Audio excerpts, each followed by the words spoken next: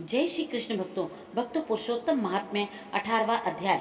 इस प्रकार उस ब्राह्मण के विलाप को सुनकर दशों दिशाओं में गरजता हुआ मेघ बादल बनकर आया। उस मेघ से पर्वतों को कंपायमान करता हुआ, तीक्ष्ण स्पर्श करता हुआ बड़े वेग से वायु चलने लगी और अत्यंत जोर से वहां बिजली चमकने लगी और मेघ शब्द से चारों दिशाएं पूरित हो गईं। इस प्रकार 1 मास तक ऐसा जल बरसा कि सारी पृथ्वी जल से भर गई, परंतु पुत्र शोक की अग्नि से तपे हुए उस ब्राह्मण को कुछ भी मालूम न हुआ।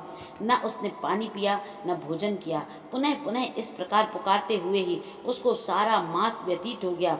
वह मास श्री कृष्ण भगवान का प्रिय पुरुषोत्तम मास था। सो अनजाने में ही उस ब्राह्मण से पुरुषोत्तम मास की सेवा हो गई, जिससे अत्यंत प्रसन्न होकर श्री कृष्ण भगवान प्रकट हो गए।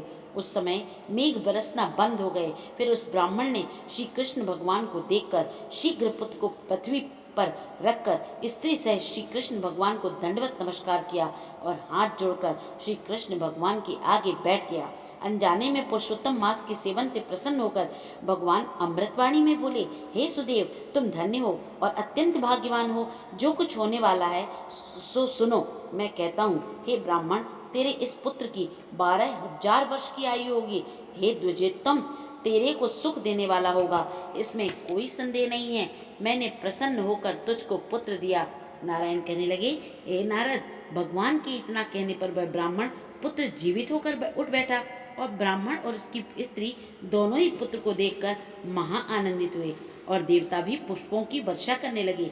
शुकदेव ने उन दोनों माता पिता तथा श्री हरि को नमस्कार किया और गरुड़ में भी पुत्र सहित ब्राह्मणों को देखकर अत्यंत प्रसन्न हुआ।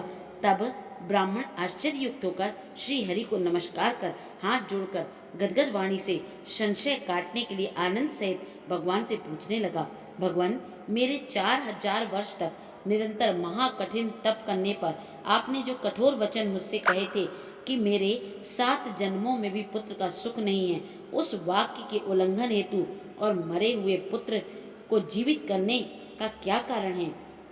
कृपया बतलाइए। इति श्री पुरुषोत्तम महात्म्य 18वां अध्याय समाप्त। जय श्री कृष्ण भक्तों।